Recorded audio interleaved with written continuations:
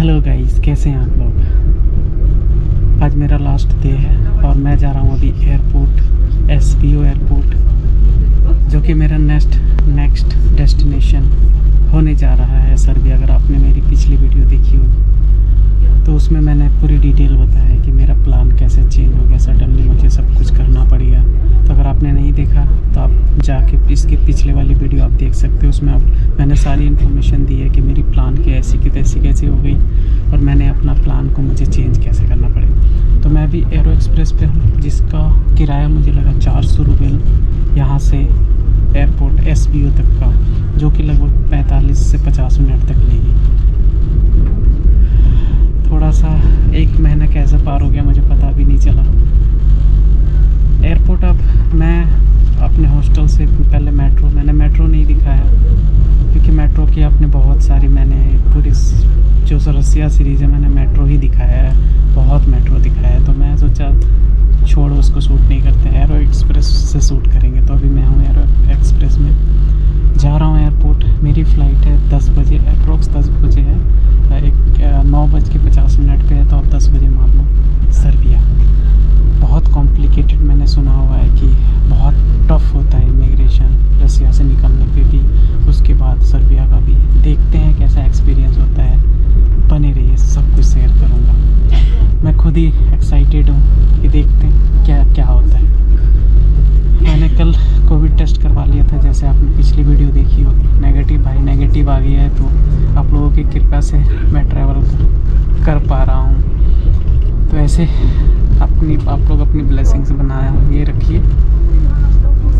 मिलते हैं एयरपोर्ट में।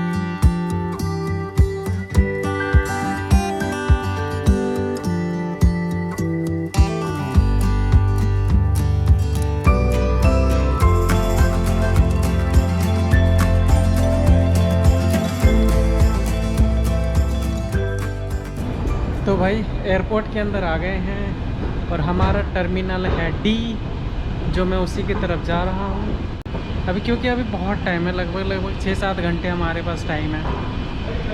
तो डी टर्मिनल में जाते हैं, वहाँ बैठते हैं, फिर आगे का अपडेट करता हूँ।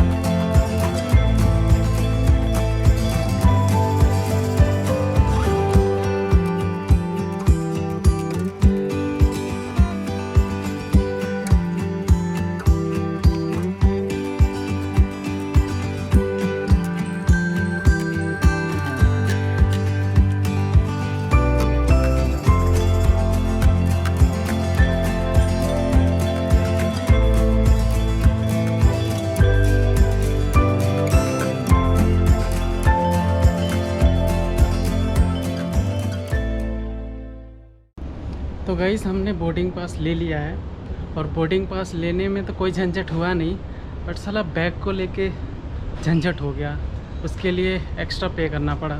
तो मैं अभी जाता हूँ, इमिग्रेशन पार करता हूँ, उसके बाद मैं डिटेल में बताता हूँ कि क्या क्या डॉक्यूमेंट मांगे गए हैं बोर्डिंग पास इशू करने के टाइम पे, और मुझे एक्स्ट्रा कितना पे करना पड़ा और क्यों पे करना पड़ा, और इमिग्रेशन में क्या क्या पूछा गया, वो मैं इमिग्रेशन पार करने के बाद आपसे बात करता हूँ।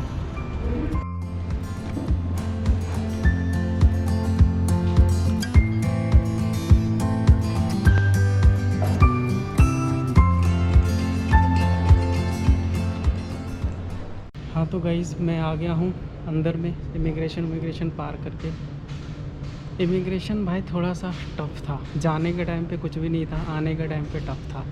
तो अब मैं शुरू से बता रहा हूँ। बोर्डिंग पास जब मैं लेने के लिए गया, मेरी फ़्लाइट है 9:50 और अभी टाइम हो रहा है 8:40, तो लगभग 1 घंटे का टाइम है मेरे पास। तो मैं शुरू से बता रहा हूँ कि बोर्डिंग पास लेने के टाइम पे क्या क्या डॉक्यूमेंट की डिमांड करी, और भाई मुझे बैगेज के लिए एक्स्ट्रा पे करना पड़ा। तो पहला मैंने दिया अपना पासपोर्ट, और पासपोर्ट देने के बाद उसके बाद उसने बोला कि भाई अपना वो दिखाओ, इंश्योरेंस दिखाओ। उसके बाद इंश्योरेंस दिखाया, फिर बोला होटल बुकिंग दिखाओ, मैंने होटल बुकिंग दिखाया। रिटर्न फ़्लाइट टिकट दिखाओ, मैंने रिटर्न फ़्लाइट टिकट दिखाया। उसके बाद बोला, उसके बाद क्या कि रिक्वायर्ड इंश्योरेंस दिखाओ, मैंने इंश्योरेंस दिखाया। तो 5 डॉक्यूमेंट देखा, उसके बाद सब क्लियर हो गया। फिर बैगेज, भाई मेरे पास 2 बैगेज हैं, एक ये छोटा सा और दूसरा एक जो मैंने ये आपकी स्क्रीन पे आ रहा होगा ये। भाई ये बोल रहा है कि भाई एक बैगेज अलाउ है, 2 बैगेज के लिए नहीं अलाउ कर सकते। तो अनाउंसमेंट होने लगा, तो उस बैगेज के लिए भाई बोला कि नहीं, एक बैगेज है, दूसरे बैगेज के लिए पे करना पड़ेगा, नहीं तो बोर्डिंग पास नहीं देंगे। तो मैंने बोला भाई कोई ऑप्शन तो है नहीं, अब तो देना ही पड़ेगा। तो उसने काउंटर दूसरे साइड में बोला कि वहाँ पे जाओ। अरे यार बंद हो जा, बात कर रहा हूँ। तो वही हुआ, फिर मैं गया वहाँ पे किया, जिसके लिए मैंने 5500 रुपये पे किए। पर ये सस्ता भी है, क्योंकि ऑनलाइन जब मैं टिकट बुक कर रहा था ना, वो लगेज वो 6500 रुपये मांग रहे थे, पर मैं यहाँ पे 5500 रुपये, 1000 इधर से देखो तो प्रॉफिट है, एक तरह से देखो तो नुकसान है। तो भाई ये रहा बोर्डिंग पास का जो भी इशू था, ये हुआ। उसके बाद आ गया भाई इमिग्रेशन में मैं आया काउंटर में आने के बाद वो भाई साहब पूरा पेज पलटने लगा। बोला कहाँ जा रहे हो, मैंने बोला सर्बिया।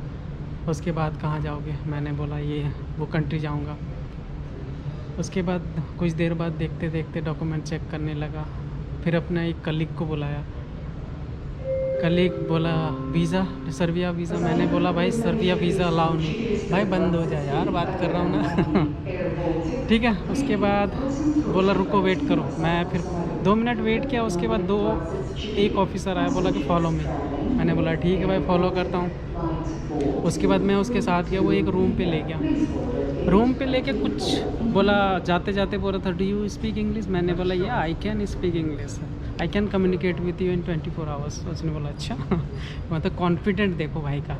फिर मैं गया, वो बोला ओपन करो अपना जो ये बैग है ना, ये बोला ओपन करके दिखाओ क्या क्या है। तो सारे गैजेट थे, कैमरा था, लैपटॉप था, ये था, सारा चीज़ दिखाया। फिर पर्स भी देखा, कार्ड वुड देखा, डेबिट कार्ड मेरे पास था। बोला कहाँ क्या करने जा रहे हो, मैंने बोला घूमने जा रहा हूँ। उसके बाद कहाँ जाओगे, मैंने बोला वो कंट्री। उसके बाद कहाँ जाओगे, तो मैंने बताया। कॉन्फिडेंट रखो भाई, सबसे मेन है कॉन्फिडेंट। अगर आप कॉन्फिडेंट, लोग बोलते हैं कि इंग्लिश ना हो ना तब भी ट्रैवल कर सकते हो, नहीं भाई बिल्कुल गलत है। अगर आप इंग्लिश नहीं जानते हो ना, अगर आप कम्युनिकेट नहीं कर पाते हो ना भाई, आपको कभी कभी बहुत प्रॉब्लम हो सकता है। ये भी होता है कभी कभी। आने के टाइम देखो मुझे कुछ भी नहीं पूछा, जाने के टाइम पे 5 मिनट लिया यार, 5 से 10 मिनट सारा बैग खोल के चेक किया। उसके बाद 2-4 क्वेश्चन पूछे कुछ भी, पर उसमें कुछ भी ये नहीं पूछा कि होटल बुकिंग, ये सारा कुछ भी नहीं पूछा। उसने सिर्फ बैगेज खोल के दिखवाया और कुछ क्वेश्चन पूछे, बस दैट्स इट। उसके अलावा कुछ भी नहीं पूछा भाई।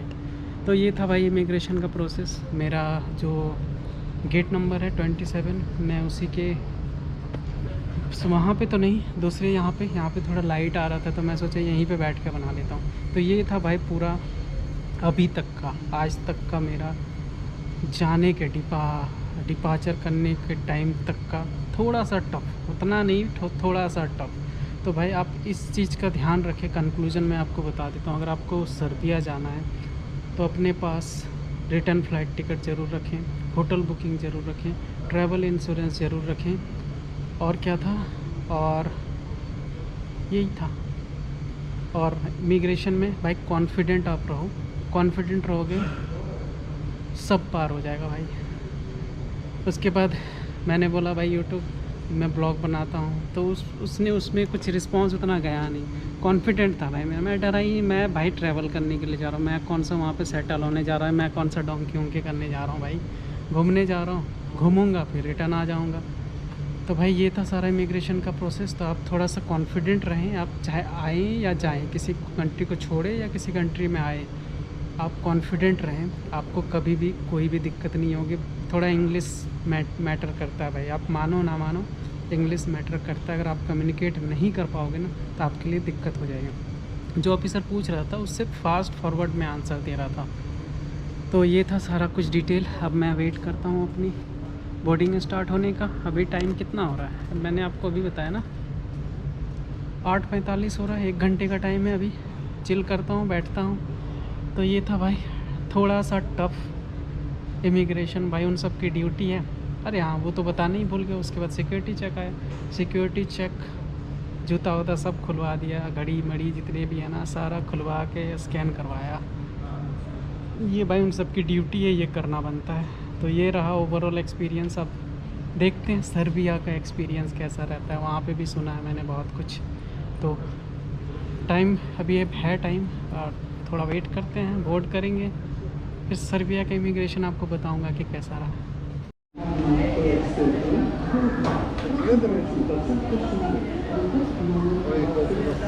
तो भाई हमारी बोर्डिंग स्टार्ट हो गई है, अब बोर्डिंग करने के लिए जा रहे हैं। देखते हैं सर्बिया पहुंच के कि वहाँ का एक्सपीरियंस कैसा रहता है। मैंने आपको बताया कि मेरी एयरलाइन कौन सी है, नहीं बताया ना। मेरी एयरलाइन है एयर सर्बिया, जो कि सर्बिया की मेन एयरलाइन है। अब देखता हूँ कि एयर सर्बिया का एक्सपीरियंस कैसा रहता है। अभी बैठा हुआ हूँ, बोर्डिंग स्टार्ट हो गया, जैसे आप उधर बोर्डिंग स्टार्ट हो गया है।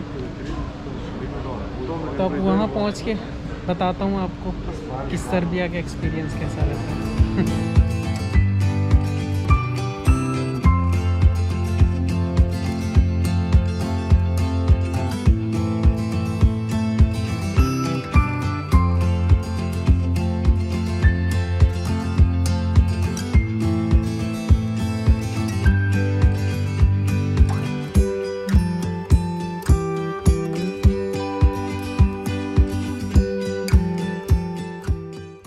चलो भाई फ्लाइट पे बोर्ड हो गए। बेसिक सी एयरलाइन है यार, जैसे एयर एशिया हमारे इंडिगो स्पाइस है उसी तरह है ये, बेसिक सी एकदम, ना कोई सिस्टम है ना कुछ भी है।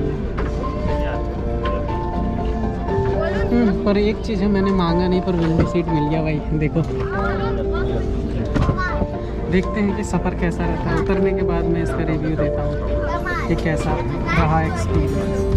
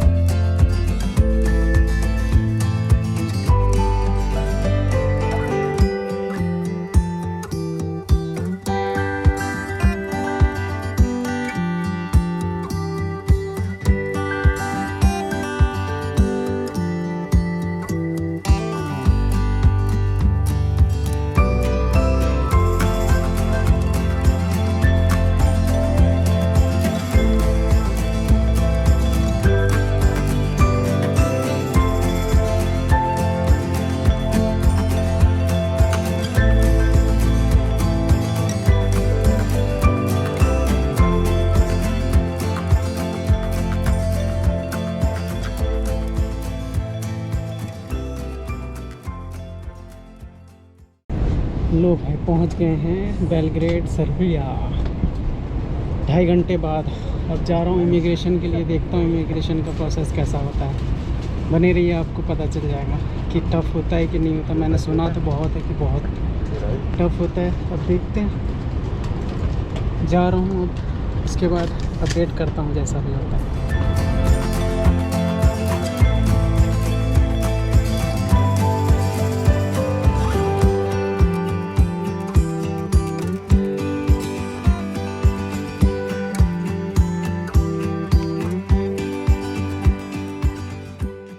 बस भाई पहुंचते ही इमिग्रेशन है, यहीं पे ही है। जाता हूँ इमिग्रेशन करता हूँ, देखता हूँ कैसा रहता है।